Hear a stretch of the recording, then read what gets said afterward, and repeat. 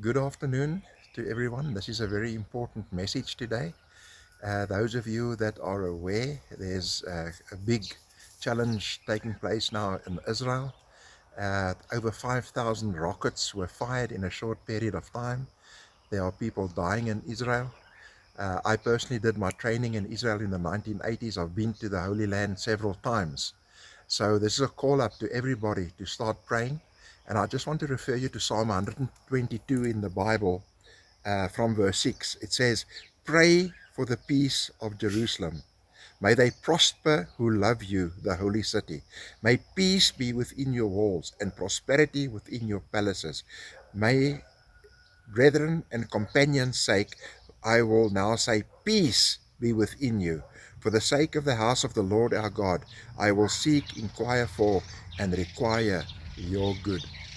Abba Father, we pray for the peace of Jerusalem. We pray for the people in Israel, Lord.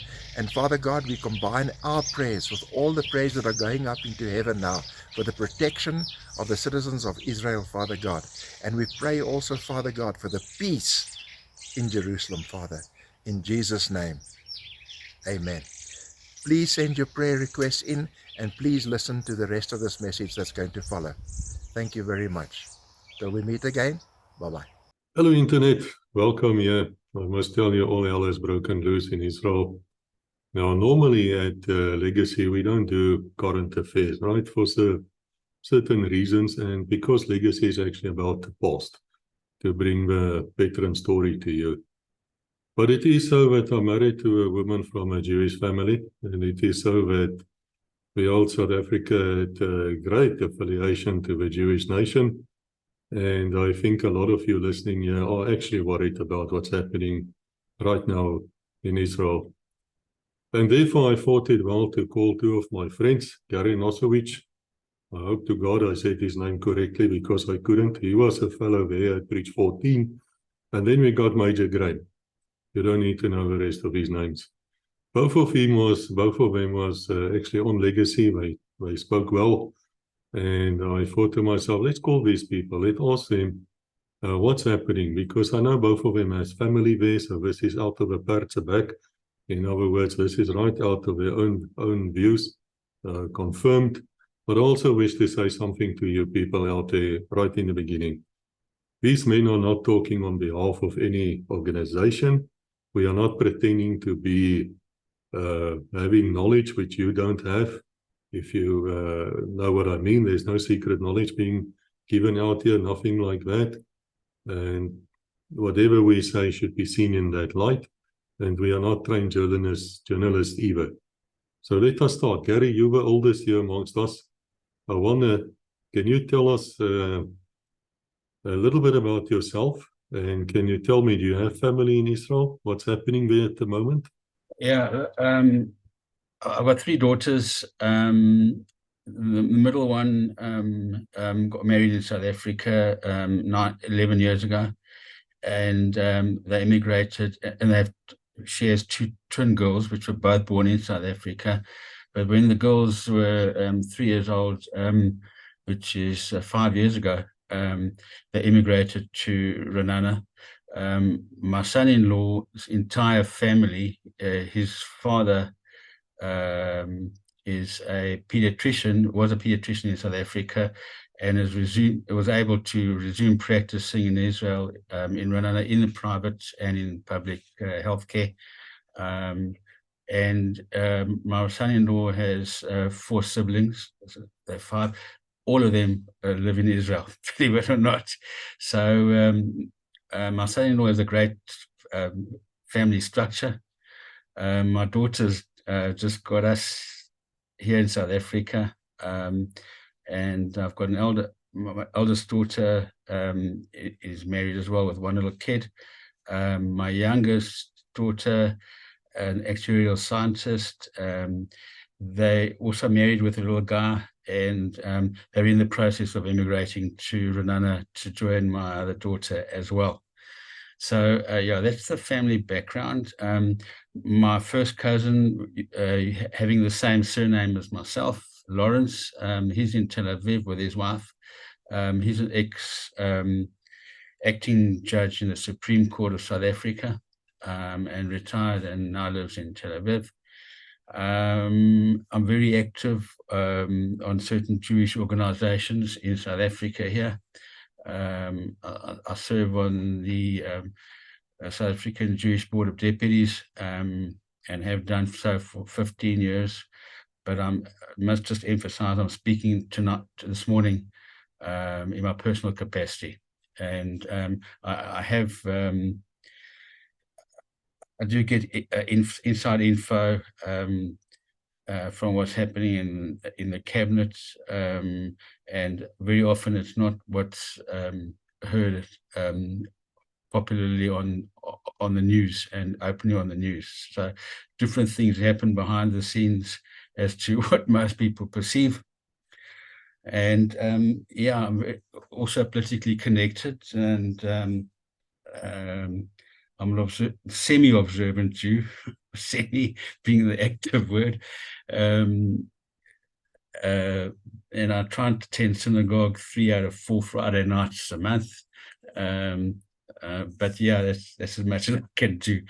I'm still working, so and I've still taken interest in the military, especially my comrades from Op Savannah, and I'm still a member of the MOTH, which is the Memorial Order of the Tin Hats, and I'm pretty active there as well, having served as a sergeant major for many years in that organization.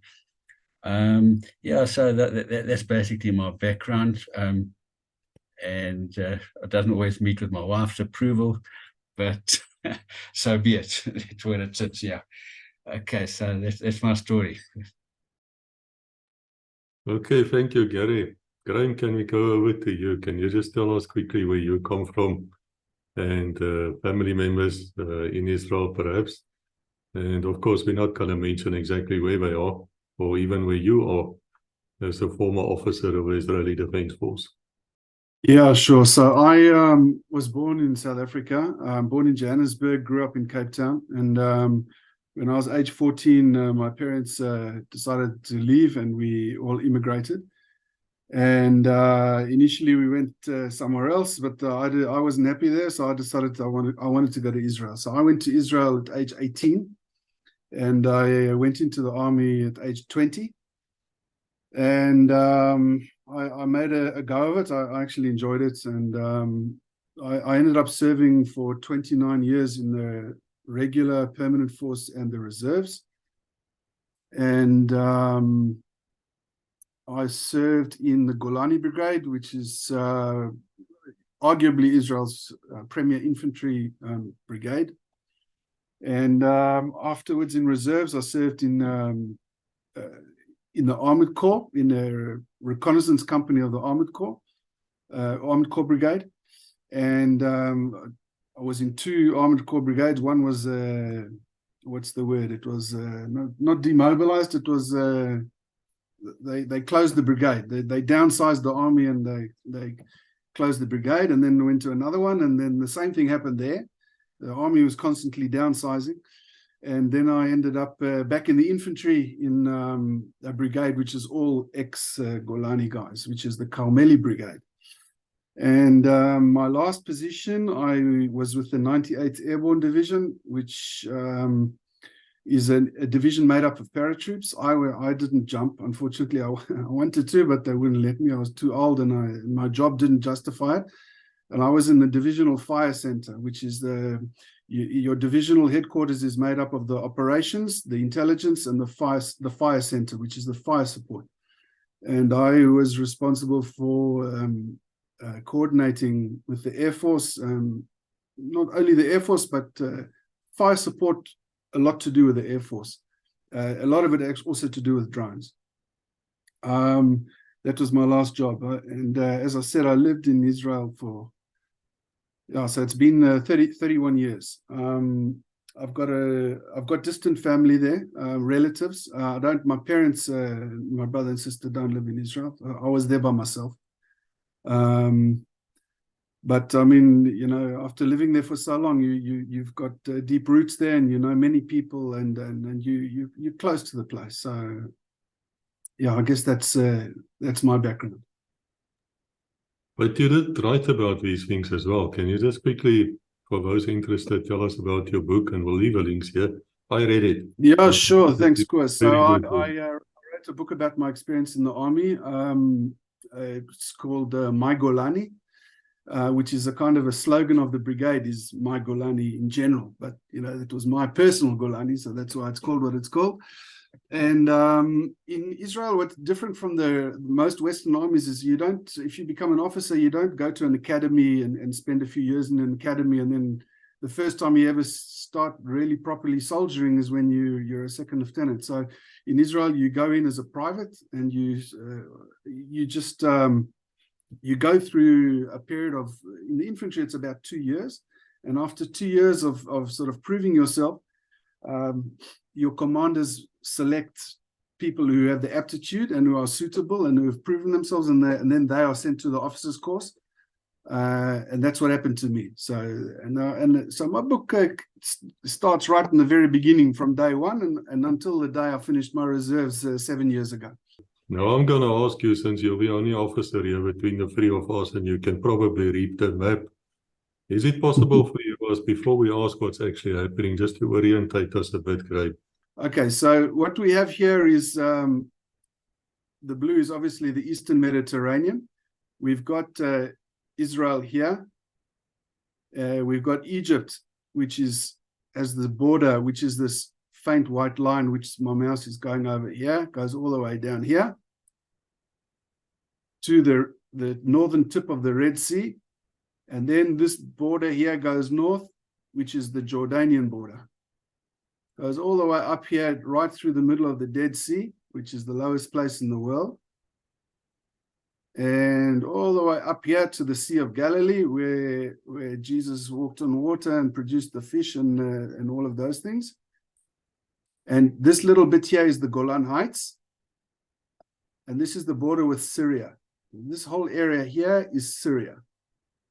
And this white line here that you see is the border with Lebanon. And it runs down here all the way to the sea north of this town called Nahariya. And that is the Lebanese border. And then we've got Israel's three major cities. We've got Haifa in the north, which is the main port. We've got Tel Aviv, which is like the commercial center. And we've got the capital, Jerusalem, over here. And all of them are very different cities, very different characters. Then we've got our friends over here in the West Bank, which is, I'm vaguely tracing the outline of the West Bank here with my mouse. And you can see this is the narrowest part of Israel, 14 kilometers wide. So until 1967, Israel was 14 kilometers wide here, and this had to be defended, which is, all of you military men will know how hard it is to defend a country that wide. And this is all the high ground here. So whoever's sitting here has got a massive advantage. This is a coastal plain down here. And yeah, the West Bank goes in here, sort of cuts through Jerusalem, and then back down here, and then all the way through to the Dead Sea. That all belonged to Jordan until 1967. So today, lots of people like to refer to it as Palestine, but Palestine never existed. There was never, well, it existed as an occupied entity all the way back from the Romans going forward until the British, including everyone else in between. They called it Palestine, but they referred to all of this as Palestine, not just the West Bank. So Israel conquered the West Bank from Jordan in 1967, and at some point after then, the Jordanians relinquished the claim to the West Bank, and they decided they'll just leave it up to they'll sort of hand it over to the Palestinian national aspiration. Now we've got our friends over here in Gaza. This is the Gaza Strip. So I'm going to trace it over here. It's also a very narrow place, 40 kilometers long. It shares a border with Egypt, which is just here. And this is, if I'm not mistaken, it's the densest populated area in the world. It's very densely populated. I think there's close to 2 million people living in this little strip here. Full of high-rise buildings, typically very poor, and it's a hotbed of extremist jihadi activity. the borders here are very closely monitored. I mean, there was a very high fence and a wall that ran all around here. And until 36 hours ago, we all had high confidence that this border was virtually impregnable. It couldn't be breached, but obviously not. So there are several crossings that come in here, which are used to transfer goods. Now, obviously, those of you who are familiar with the media will hear that Israel's got a blockade on Gaza and all the rest of it.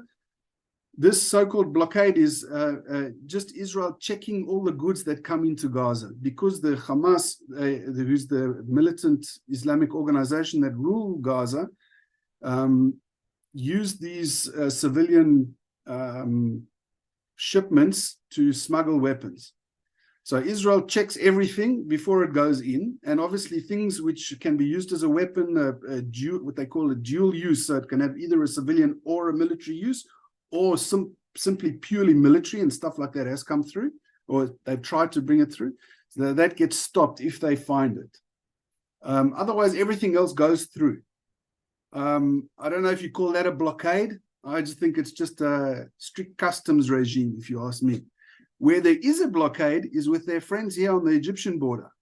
And the Egyptians have closed this off completely. And I mean, if the Egyptians had a huge sympathy for the Palestinian plight, they would open this border and let the Palestinians go through, but they don't. And there's a whole political reason for that. I don't know if you want me to go into that, but it's the reason that border is closed to the Palestinians is political. So that's the Gaza Strip, and soon we're going to be talking about what's going on at the moment. So what happened was there's the main crossing, which is at this place here called, that's a kibbutz Erez. Now there's an Erez crossing which is just there. That's the main entrance to Gaza. So one of the places they came through was through there.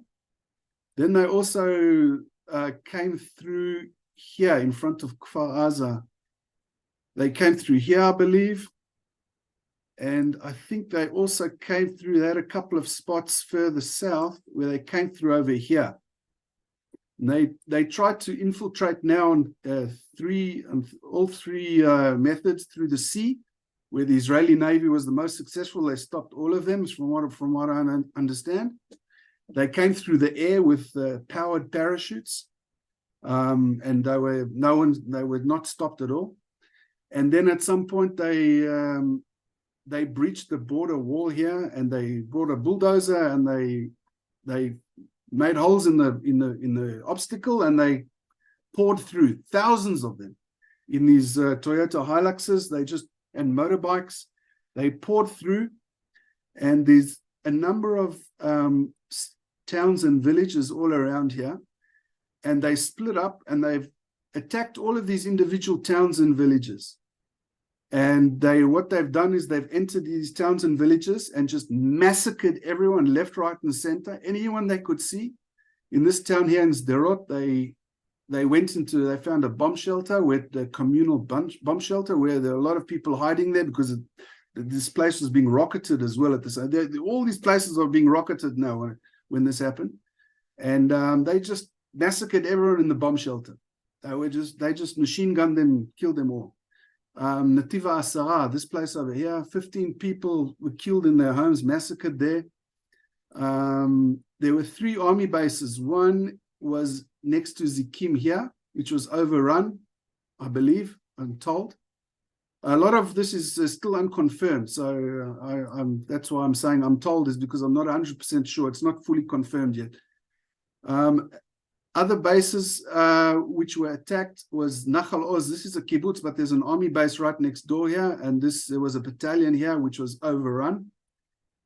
And then this place here, Re'im, there's another big army base here. This is the division that's responsible for the security all around Gaza, sits in Re'im. And there's a brigadier general that sits here. This is his base. There are 2 divisions which are subordinate to the division, the Northern Division and the Southern Division, and they also have their headquarters in Re'im. This base was also overrun. Everyone in the base was either killed or abducted to Gaza. Same again for Nachal Oz, the base there. Everyone killed or abducted to Gaza. A lot of these other villages and kibbutzim here, they were infiltrated. People were taken from their houses and taken back to Gaza, whole families, children. In one case, I believe it was the kibbutz. Which kibbutz was it? I think it was Be'eri. They had an old folks home here with a lot of old people who need help to, that stage of their lives, and there's a lot of them with Alzheimer's. The Hamas just came and collected them and took them back to Gaza. So, and then they've been parading them through the streets. These people in their 80s and 90s, and some of them just not aware of what's going on with themselves and everything. And as everyone is probably aware, there's the conflict here has been simmering for a long time, and there are periodic outbreaks of violence. The Gaza Strip is ruled by the Hamas, which is a militant Islamic organization from the Muslim Brotherhood, which is a particular Islamic political stream. The Muslim Brotherhood is also the government that runs Turkey, the government that runs Qatar, and it is the main opposition, the illegal opposition in Egypt. And the Egyptian government sees the Islamic Brotherhood as a big threat, and that's basically why this border is closed to Egypt. There's also another smaller Islamic group called the Palestinian Islamic Jihad, which is much smaller than the Hamas, but they're also there, and they sort of tolerated as a kind of a junior competitor, I guess you could call them. It's not exactly clear what the relationship is, but both of these organizations are proxies of Iran. They are partly funded by Qatar and partly funded by Iran, and they are armed by Iran and armed very effectively. Now, leading up to the events now, there was some violence on the fence, a kind of what the media likes to call demonstrations, but they're actually riots. So what they were doing was they were bringing thousands of young men and sort of youths, like teenagers and probably even some children, maybe as young as 10. And they were burning tires on the fence and throwing rocks and throwing hand grenades and also shooting from within the crowd. So most of the crowd, 98% of the crowd was not armed, but there was 2% roughly of the crowd which is armed, and they would also be shooting at the Israelis. So this was going on every day for a while. And this has also happened in the past. And the Israelis kind of thought that, it's just a nuisance, because they burn many tires and the smoke comes across, and it's very unpleasant for the people that live around here, all this black tire smoke and everything. So they didn't take it too seriously, because the assumption was that there was this amazing barrier here, which also goes underground and it prevents tunneling. And it would also couldn't be crossed from above ground. So they sort of thought, let them riot and do their thing, and who cares, basically. And what they were doing was, while they were rioting, the belief now is that they were using the riots as a cover to plant explosives along the barrier.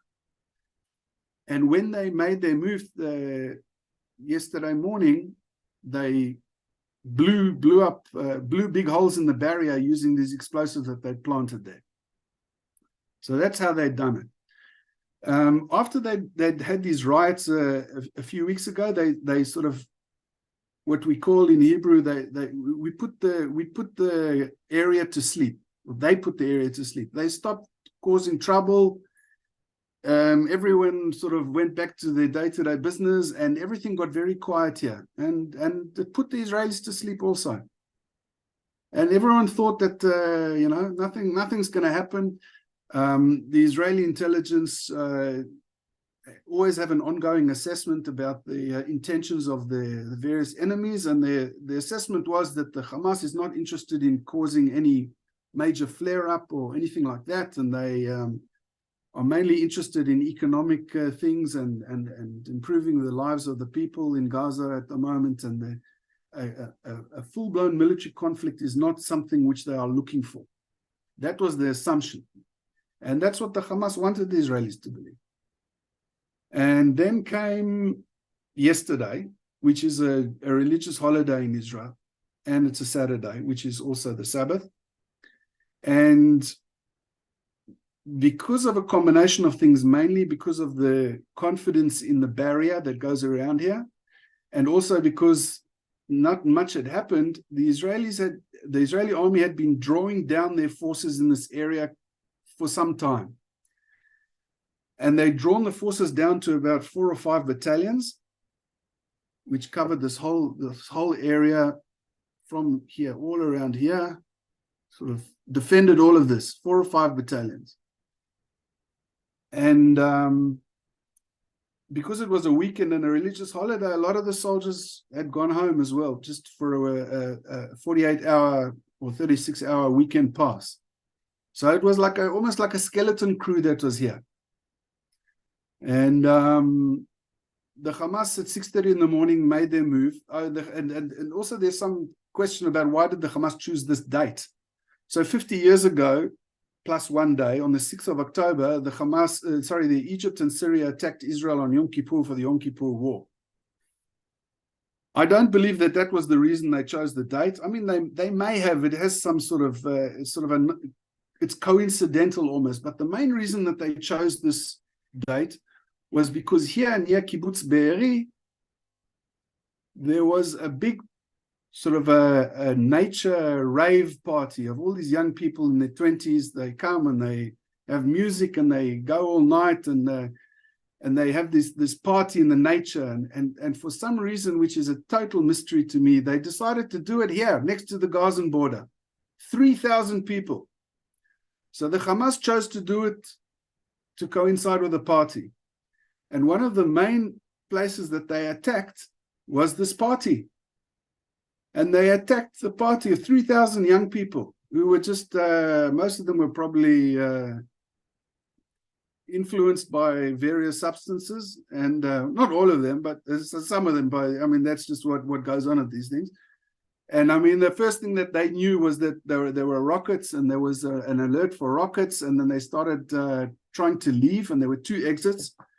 And when they all started trying to leave, they found the Hamas had blocked the 2 exits, and the Hamas just started massacring them and abducted a whole lot of them.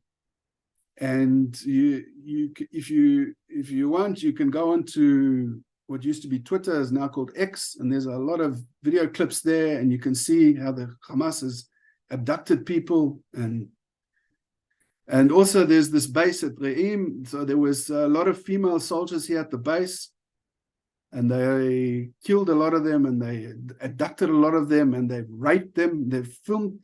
There are video clips of a female soldier being gang raped on a bakkie. And it's there. The Palestinians have provided that for our benefit. They also have abducted entire families. The Palestinians have filmed these abductees. One example is an 8-year-old boy who just witnessed his parents being butchered, and his brother and sister, and he's now in Gaza, and they're filming him. A jihadi is holding him by the hair. He's 8 years old, and all these other kids are hitting him. Palestinian kids are slapping him and punching him and laughing and jeering and shouting Allahu Akbar and all this stuff. Excuse me, I've got kids this age. It's very difficult for me. Gary, you've been listening to this, and I know you have twin daughters, Yes. 8 years old as well. Any comments from your side? Yeah, I was also a bit gobsmacked. I don't know what to say. It's very difficult, and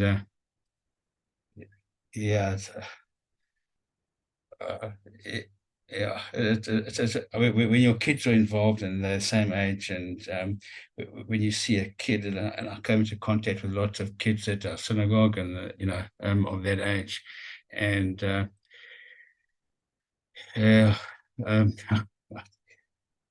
It's unbelievable. If I may say here from the side, and I'm now not as involved as you guys, Yeah. and I wish to thank you for sharing this with us, because I know the videos are out there, guys. If you don't believe us, let me say straight to you, an idiot. Go and search for this online. You will find it as sure as the sun comes up tomorrow. But it Yeah. seems to me from the side that there's planning involved here. This didn't just happen. This was planned, and it seems to me that the civilians Yeah. being attacked willy-nilly, almost as if that is our target here. So this is not a normal war, is it? This is terrorism. It's pure terrorism from my side, but I've got a couple of articles I was going to that were published last night, and I'm going to read just the parts of it. This comes from a newspaper in Germany called Die Welt. The unprecedented attack by Hamas is hitting Israel at the moment of vulnerability. However, this assault could potentially unite the divided Israeli society against the common enemy and bring an end to the rule of the terrorist group. The images and news from Israel leaves one speechless. The terrorist organizations Hamas and Islamic Jihad have bombarded the south of Israel with over 2,200 rockets and then overrun Israeli border posts, raiding numerous cities and towns. Civilians were dragged from their cars or homes and shot or had their throats cut. Entire families appear to have been wiped out. Countless Israelis, including women and children, were abducted to Gaza. Hamas militants paraded with the body of a young Israeli woman through the streets of Gaza. Jubilant for hours, the bloodthirsty terrorists wreaked havoc in the towns near the Gaza Strip, with Israel thinning security forces struggling to regain control. Now, this article comes from a German newspaper, and obviously we've heard that Germany, Italy, and numerous other EU countries, including the United States, have totally condemned this act and have not yet called for retaliation. What do they have a word for it? Just a little speechless at this stage for it. But yeah, so they have the right to defend themselves no matter what.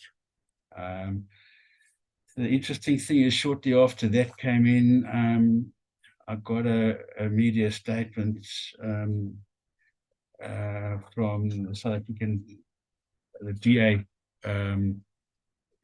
opposition party, and it dated 7th of October yesterday, 2023, and it's worded release immediate. And it comes from the DA Shadow Minister of International Relations and Cooperation, Emma Powell, who's an MP in South Africa. And the Democratic Alliance condemns Hamas's unprovoked attack on Israeli territory today during the religious holiday of Simchas Torah. The DA urgently called on the Department of International Relations and Cooperation to unequivocally condemn this unprovoked attack and join the international community in their calls for an immediate end to this rapid escalating violence. And it carries on along those lines. And then shortly thereafter, I got a media statement from the South African government. Also 7th of October. And the heading is, South Africa calls for the immediate cessation of violence, restraint, and peace between Israel and Palestine. And it just basically says Israel's a problem. I'm not going to read the full story because it's a lot of absolute garbage. But just want to go back to one little thing here before I cross back to Graeme. And I don't always read the Bible that much, or or understand it, or but anyway, there's an old story, and Graeme will know the story because I think it's quite often spoken about in Israel, and it's about the king of Arad, and it happens around the time that Moses is wandering in the desert. And it goes as follows. In the 40th year of the Jews wandering in the desert, Aaron, the high priest, passed on. Protective clouds of glory that surrounded the Jewish camp disappeared, as they were only present Aaron's merits. Seeing the exposed encampment, the Canaanite king of Arad launched a savage attack against the Jews. The sages explained the king of Arad and his army were actually Amalekites, who had merely disguised themselves as Canaanites before entering battle. They wanted to confuse the Jews about the attacker's identity, while the Jews would pray to God for salvation from the Canaanites. The Amalekites would be free to do whatever they pleased. The plan backfired. The Jews were victorious and went on to enter the land of Israel unimpeded by the Amalekites. So, and there are other articles, the defeat of Amalek. Graeme would know that. And I think it's often spoken about in Israeli circles. So it seems to me this is not going to end up like Masada. Graeme, can you contain this? I understand the army is calling up reserves. I understand there's airstrikes. I know that the Jewish nation will survive this. I know it's written. But how long do you think it's going to take you to get control again? Yeah. So good question. So look, it's all very unclear at the moment. I mean, it's still the fog of war is still there, and the question is also what is Israel going to do now? So I'm going to try and describe another one of these clips because I think it's important because no one else it's not going to be shown anywhere else. So I want people to know. Another clip that the Hamas has shown is a family that's abducted into Gaza. And, they were still in their house. And the Hamas terrorists had come into their house and they killed one of the children. And you see the father and the mother and a little girl, and the little girl is crying. She's a little bit hysterical, and she's saying, "My sister's dead. My sister's dead." And then the Hamas jihadi is saying to her, "Relax, relax, relax," trying to shut her up. And she's saying, "But my sister's dead. My sister's dead." And she turns and says to her mother, she says, "Will she come back?" And then her mother says to her, "No, she's gone to heaven, and it's good that she's gone to heaven. It's better that she's gone to heaven because she knows that they're now going to be abducted into Gaza, and that's going to be worse for them." And then the little girl just says, "But will she come back? Won't she come back?" And then her mother says, "No, she's never going to come back."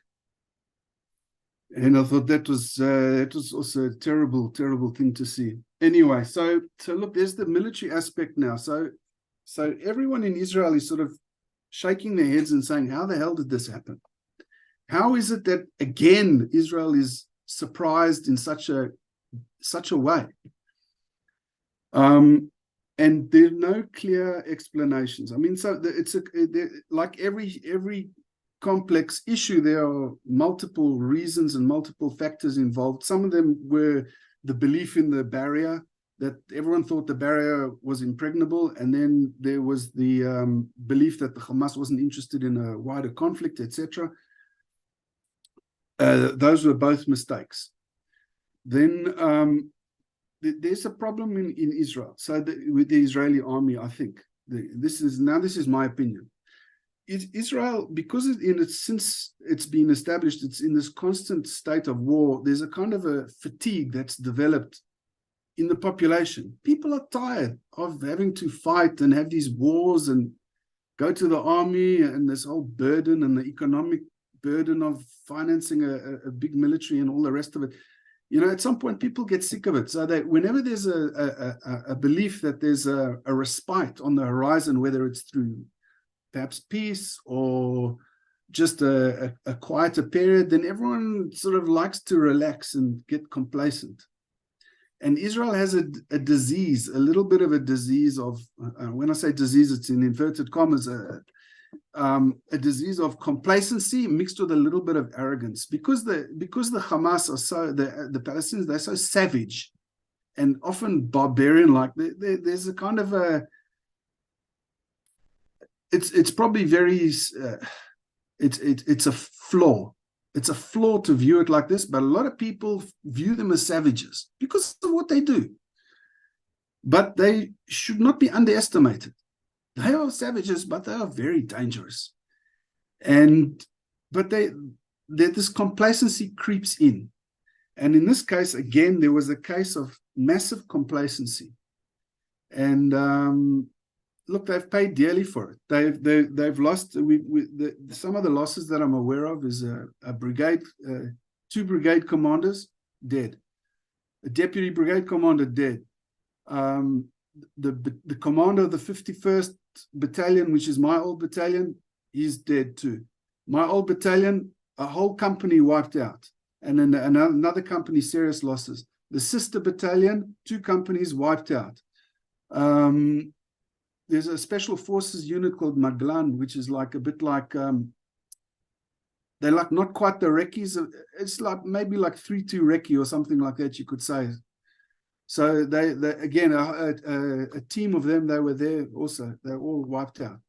And many losses, many. They were just swamped, and the jihadis just poured through. And these jihadis are not just thugs with a Kalashnikov. They are highly trained. They're trained in Iran and in other places, and they are very competent, bloodthirsty, ruthless fighters. Very dangerous. And so this is where we are now. The question is, what happens next? Now, there's a kind of a frustration that's built up after 20 years of the Hamas attacking Israel from Gaza, with rockets mainly, but also other methods. And people are now had enough. They're saying, okay, we got to put a stop to this. And it's across all of the political spectrum. It's not just on the right, or it's not just hawks. It's everyone saying it. And people now say, look, it's now or never. Either we're going to go in now and take down the Hamas and destroy their military capability, because you can't destroy the Hamas. It's impossible. I mean, it's also, there's a whole ideology there. You can't destroy an ideology. Ideas will always be there. So people don't have any illusions that they're going to destroy the Hamas as in the sense of eradicate it. You can't eradicate them. But they can remove them as a military threat. But it's a rabbit warren of 2 million people, full of high-rise buildings, densely populated. It's for as a military objective, it's a nightmare. It's going to be extremely difficult, and there are going to be many casualties for Israel, and also for the Palestinians. But look, as far as I'm concerned, they've brought it upon themselves now.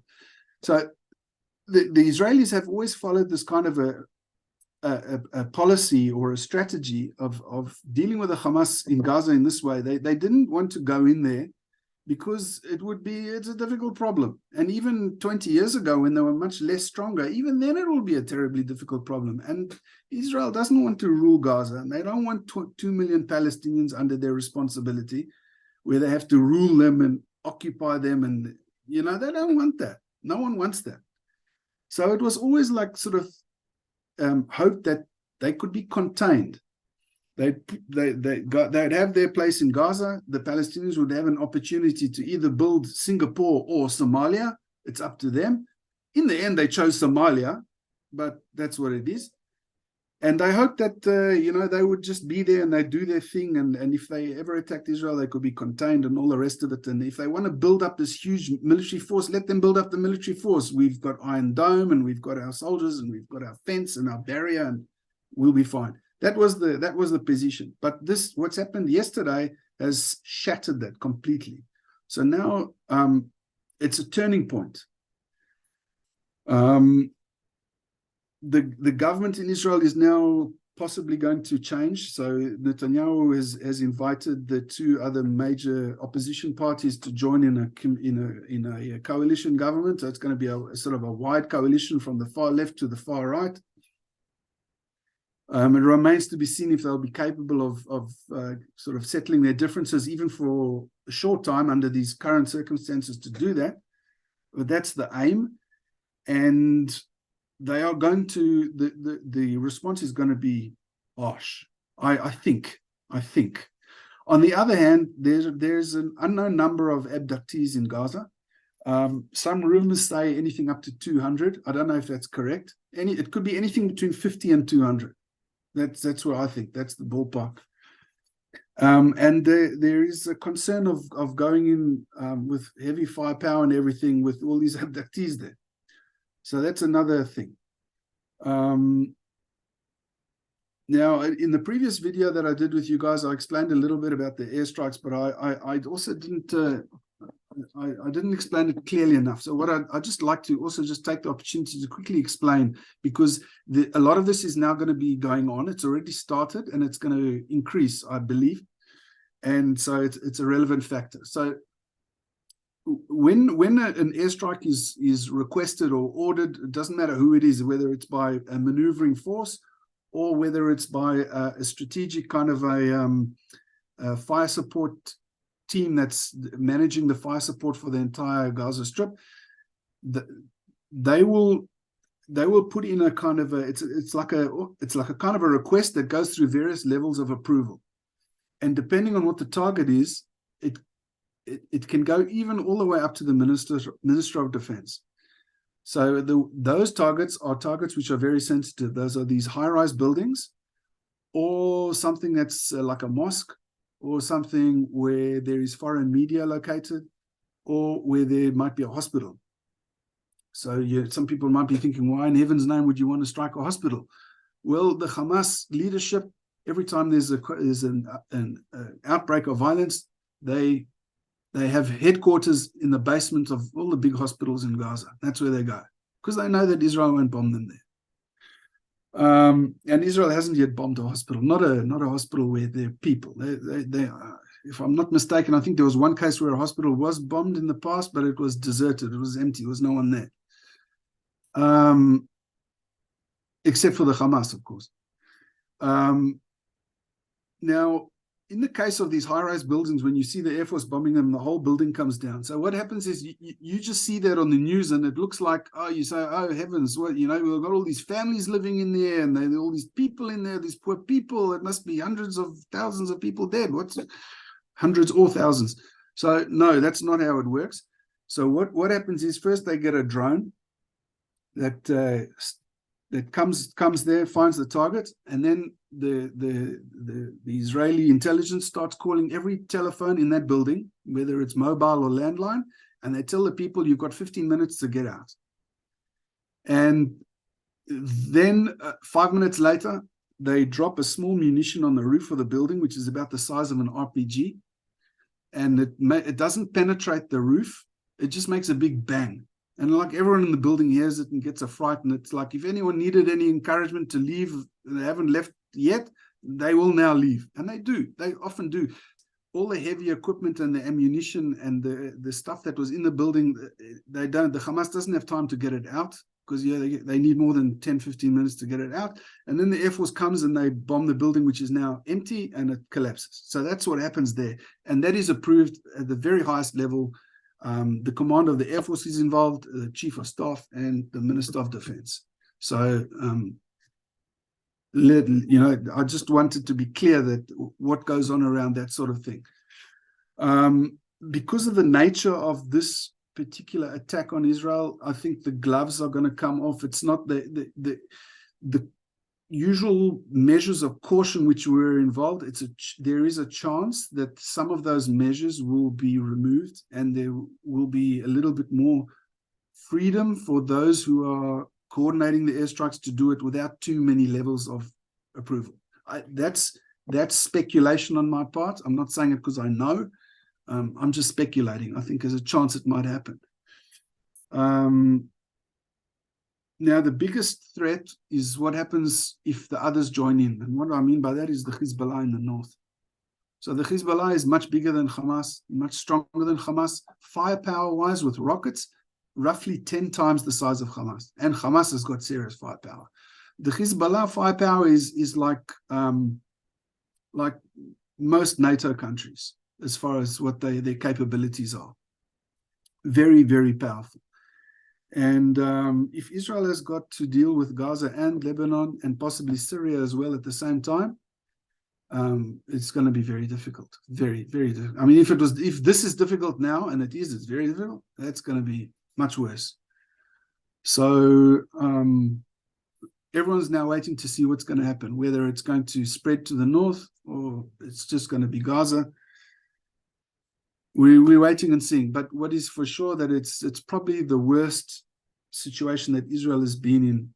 And I mean, I'm not saying that because I'm affected by it at the moment, in the heat of the moment. I really do think that this is the worst security moment that Israel has faced since it was created. In 1948, there were many instances of massacres of civilians and stuff, but it was always isolated incidents here, there. Altogether, there were quite a lot.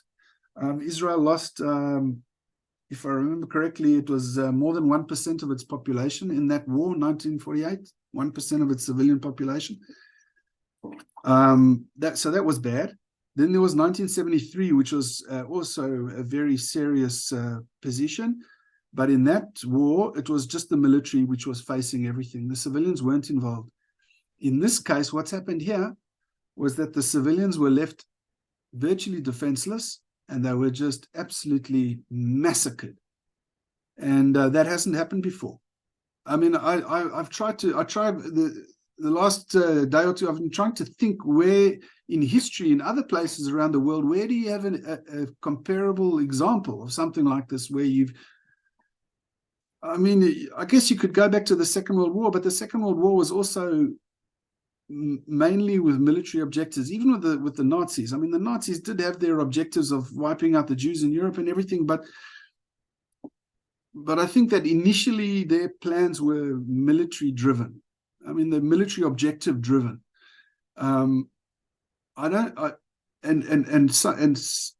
Perhaps in the comments, people might want to suggest other instances in the past where there have been cases where one country has attacked another country with the sole objective of massacring the civilians and just killing the people.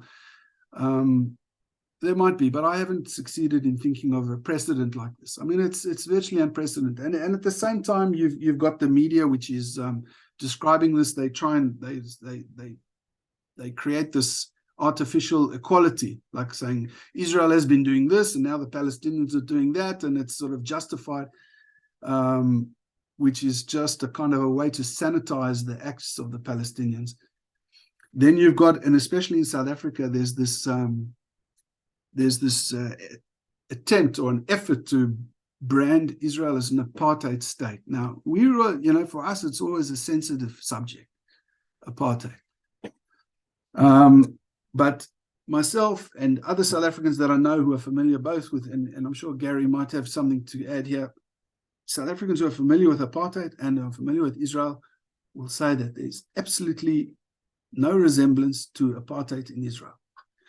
The reason you hear it so often is that it's been identified both by the Palestinians and by their Western supporters and allies, that this is a method, a mechanism which can be used to delegitimize Israel and weaken Israel, and their wet dream is to see Israel go the same way as apartheid went.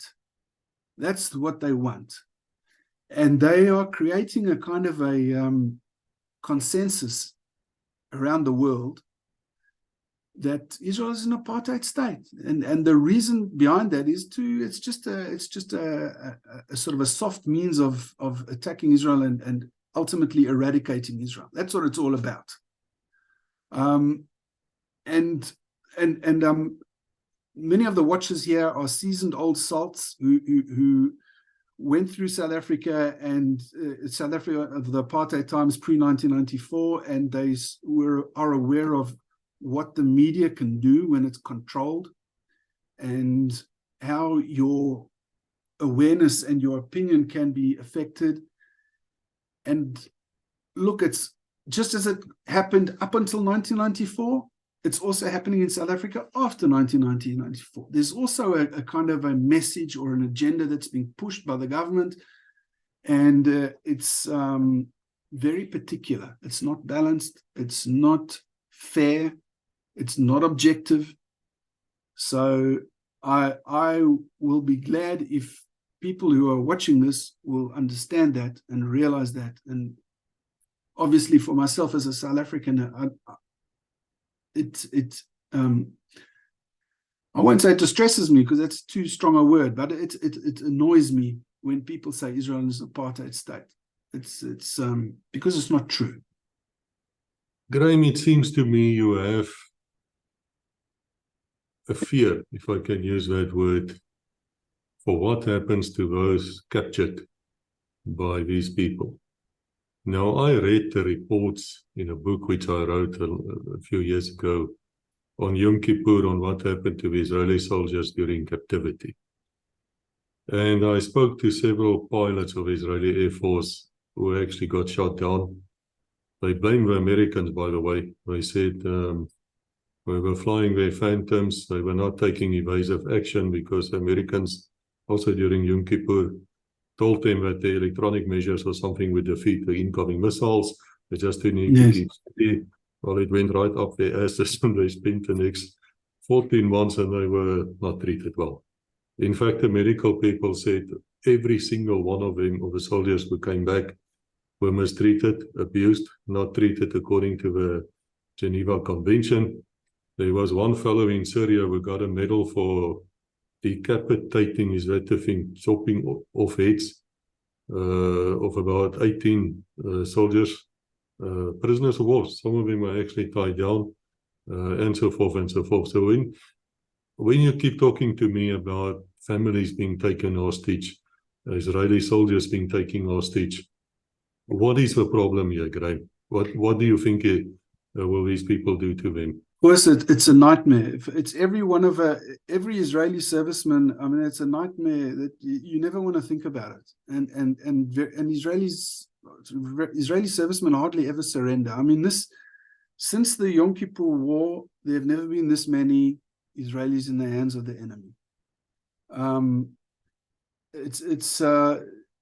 I mean, you can just see now. I mean, whoever's curious can just go onto Twitter or Telegram and have a look at the videos there and see what's going on. You can see women being raped and children being abused and families being butchered. I mean, you can see it there. I mean, you don't need me to tell you. So one can only imagine what they are going through. And a few years ago, there was an Israeli soldier that was abducted called Gilad Shalit, and he was there for 5 years, kept underground. When he was released, he was thin and frail and very unhealthy and mentally scarred, I believe. I'm not a psychologist, but I'm sure he didn't do well mentally with what he went through. So, I mean, I can only imagine what's going to go through, what these people are going to go through. It's just a absolute nightmare. We have ISIS. Everyone has seen ISIS, the stuff ISIS did, but ISIS did this on a small scale, relatively, or with Westerners anyway. Maybe with the Yazidis, they killed tens of thousands or hundreds of thousands, but Hamas is just like that. I mean, there's no difference between Hamas and ISIS. The same methods, the same sort of thing, same motivation, same ideology. It's all there. So look, these are very, very difficult days for Israelis just because of the thoughts of what's happening to those people now. Well, they will be in our prayers. Gary, can I ask you for a few final words? Let me just first reply to Graeme and his comparison that's continually brought up with the apartheid is 100% true. I've lived through both. I've been to Israel many a time. I'm in communications with them. I've get most of the newspapers there. There is no ways there is absolutely no ways that Israel is an apartheid state, and it's all media driven. And it's all ANC driven. I'm sorry to say, I don't mind you leaving that on. It is ANC government driven. And most of the other political parties, excluding one, don't believe that the apartheid, Israel and apartheid are similar.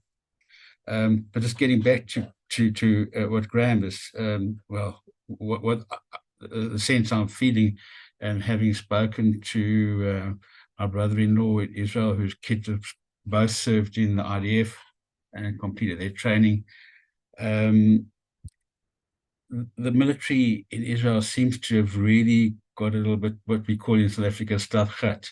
I mean, I cannot recall in my day, obviously we never had cell phones, to be in contact with the outside world.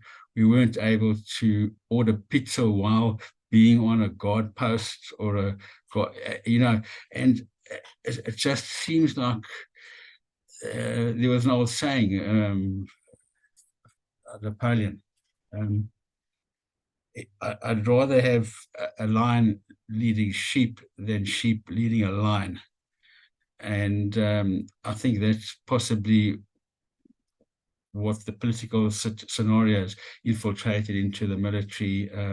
That's from my point of view in Israel at the moment. Maybe Graeme could just comment on that.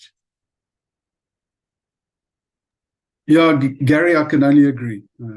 I think you put it very well, and I'm with you on that. I want to ask you to something. You don't have to reply if you don't want to, but at Legacy, we are contacted by many, many people from across the world. It seems they look at us for many reasons as well. And from numerous accounts, I've heard the following two statements, which I want to put to you too, and I will ask you to comment on that. And if you cannot comment, then please just say no comment. I was told first that Israeli arms were drained, that your stores and your ammo depots were drained on behalf of the US to aid Ukraine. That is the first thing I was told. And now there's a flipping shortage, which there ought not to have been, and it's going to be a problem. It's going to be a problem. Then secondly, which I was told from numerous people who should know, that these HAMAS people, as well as the others there on the other side, Hezbollah, has gotten hold of US NATO weapons in the sense of anti-tank missiles, SAMs, things like that, which was sent to Ukraine, sold by the Ukrainians, probably through Iran, is what my sources tell me, and now ended up in the surrounding Israel. I don't know if this is true. I just want to say I don't know. That is what I was told. And that is a huge thing if that's true. So may I ask you first, Graeme, is there any truth in what I said? Is this possible at least?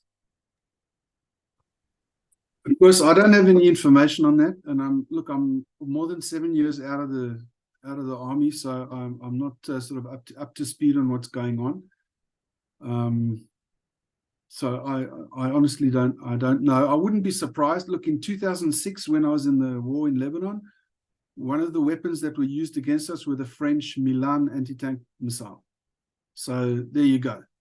And you asked her, what was your first question?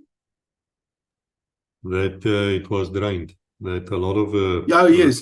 So look, Israel's got its own ammunition stocks, which it manages, and then there's other pre-positioned American stocks which are designated for the US military. If they have a conflict in the Middle East, then it's sort of supposed to be used by them for that. But there is an agreement with America that if Israel needs it, because of some kind of unexpected war or something, Israel can access that ammunition. And yes, that ammunition has been drawn down for Ukraine. So Israel is supposed to have its own ammunition stocks, which hopefully it's managed. and managed properly. But yeah, those American stocks, pre-positioned American stocks, have been drawn down, to my understanding. Well, we're going to find out anyway whether I'm right or wrong on my resources, because even with a Milan and the rest of them, you blowpipe, whatever, you fire and you drop that thing and you run for cover. So it will be felt. And so time will tell whether we're right or wrong here. Gary, any comments on my two statements that it got drained? Yeah, look, I'm not. This is part of the unknown, but having come from an era where we had the nuclear threat or a nuclear bomb, and we hadn't disclosed that, although we had it and we knew it. Nuclear arms have evolved to an incredible extent where you can have a controlled explosion and very little radiation.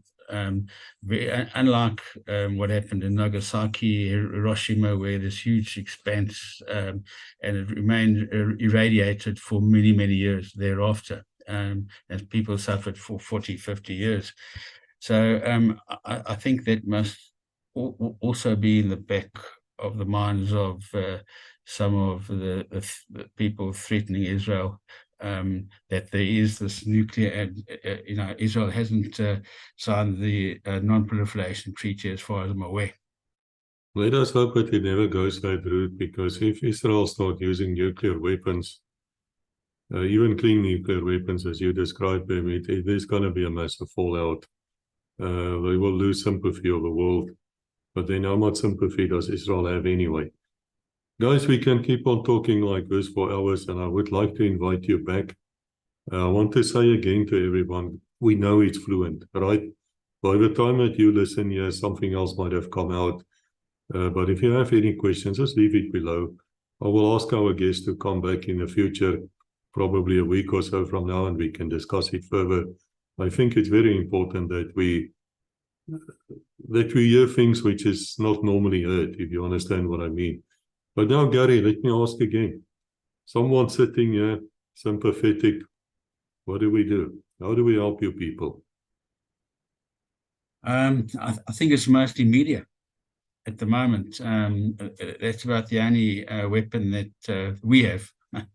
And media and support, and speak up, and we do try that quite often at the Board of Deputies. We continually show that Israel is not an apartheid state, and this carries on and on and on, and we do this, and there's also people here, but they don't listen, and there are certain people in government who behind the scenes are sympathetic to us. They won't say that in public, but then there are those that are just totally ignorant and use it as a driving force for their personal political agendas. And they're big, and it's also, you've got to realize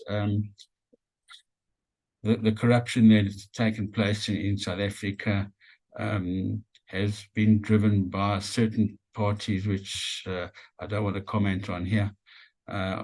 And those parties are what Graeme has just described, where they get their funding from very similar areas. So yeah, it's a political hot potato at the moment in Israel. I just have to look at the South African news, even the unbiased channels, ENCA, for example, hardly anything about the conflict at the moment.